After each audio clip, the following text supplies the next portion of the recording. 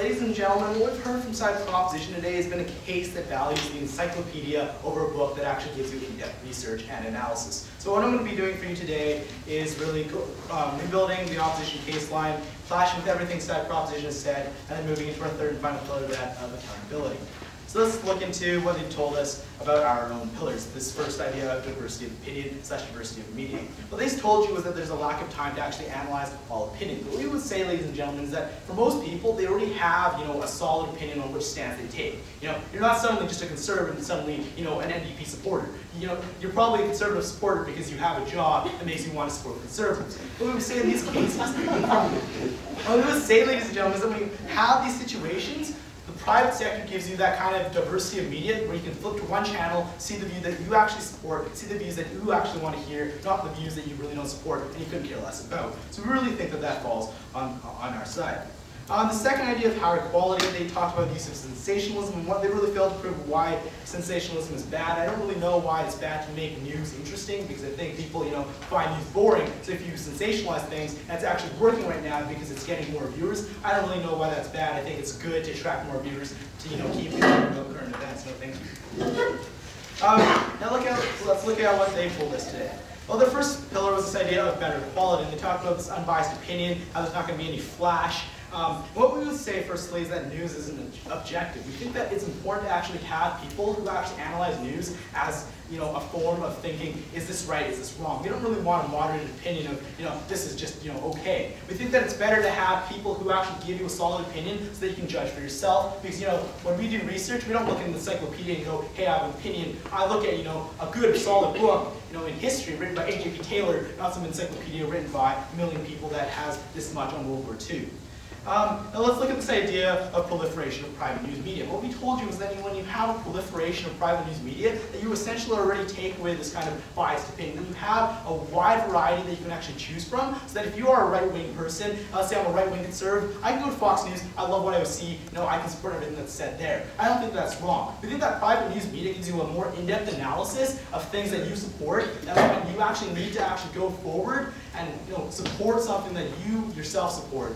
You're going to go to a private news media station because it focuses on things that you actually want to learn, it focuses on things that you actually support, not some kind of amalgamation of things into one holistic approach. So we really think that after you look at this public media, you get a general idea of what you like, what you don't like. You're actually going to go to the private news media, actually solidify your opinions. You're actually going to like what you see. You're going to go with that.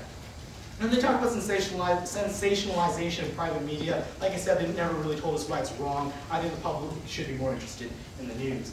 And their second pillar was this idea of political. And they talked about holistic views and how holistic views are better. What we would say, ladies and gentlemen, is that when you have minority views, when you have parts of society that are extreme left or extreme right, they're not represented on public TV.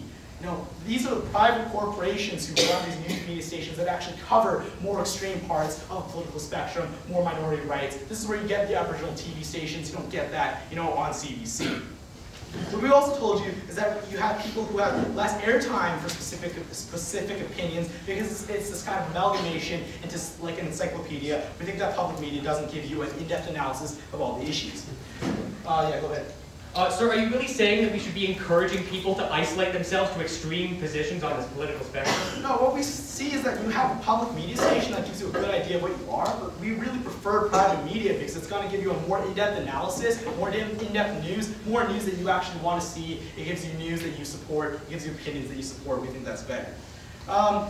Then what we would also see on this idea of holistic views is that people should be able to choose between voices and perspectives that they actually see on TV. We think that when you have this wide variety of news media stations that have specific kind of political sectors or niches, that you should actually have the right to choose which station you watch. I think it provides you with an opinion that is more in line with what you think.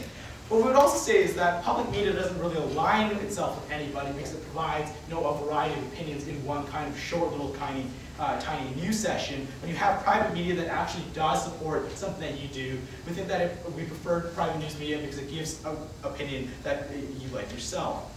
Then there's the third idea of one nation, one equal playing field, and we're talking about how we need to have a public news station. What we would say is that it's really not the government's responsibility to be moderating the opinions of the public. We think it should really be the public and the people moderating the government. We think that you actually get the information to moderate the government by private news stations that you see.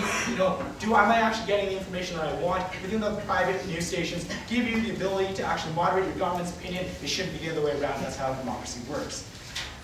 So let's look at this idea. Well, what have we told you on Side Opposition Day? Well, the first pillar was this idea of diversity of media, where you have more stations, where you have a variety of opinions. Second idea, this higher competition, or higher quality with competition. And I'm going to be moving into this third idea of accountability.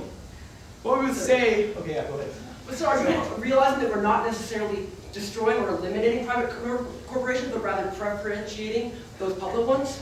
No, what we're saying is you have a public news media source that gives you short, kind of sections of the news story that is from different opinions. What we would rather see is you aligning yourself with something that you support yourself, going in depth with that analysis, actually choosing who you believe in, actually getting the proper information you want. Now this idea of accountability, what we would say is that private media is more accountable to the people than public media, and why is that? Well, we think that when you are a private corporation, which a private news media station would be, we think that you're inherently incentivized to be more accountable to the people just based upon capitalism. We think that when you have private media that's forced to be accurate because they have no safety net, because on a public station, the government's going to fund you no matter what, no matter how accurate your information is, how good your information is. We think that it actually incentivizes and encourages private media corporations to have the best news, to have the most accurate news, and to have the fastest news. We think that means that private corporations don't have the safety net to go back on if they don't provide good, accurate information. We think that that really incentivizes private corporations to do good work. We think that also private corporations have this incentive to be accountable, because if they're not accountable, they don't provide accurate information, they lose their reputation, they lose viewers, they lose ad dollars because of it. In this scenario, these corporations won't like it. But this entire idea of leading to more accountability, well, why is accountability good? Well, we think that news media shapes public opinion and awareness. We think that we value and prefer accountable news media, and a news media station that has no safety net, like the public corporation or public news media stations, to provide accurate information to the public, provide good opinions to the public, provide better just news media in general. So what have I told you today? Well, I've told you that really, you don't actually get better quality news media from public corporations because they don't need to be accountable, they don't need to compete, and they don't need to really get better ad space. What we also told you is that holistic views aren't always the best. That we think that you should actually be able to choose your views after maybe seeing a holistic view, but you should actually be able to see more in-depth analysis, more critics based upon your own favorite opinions. And we really don't think it's the government's role to actually to moderate your own opinion on issues. We really think that's bad. For those reasons, we stand proud to oppose. Thank you.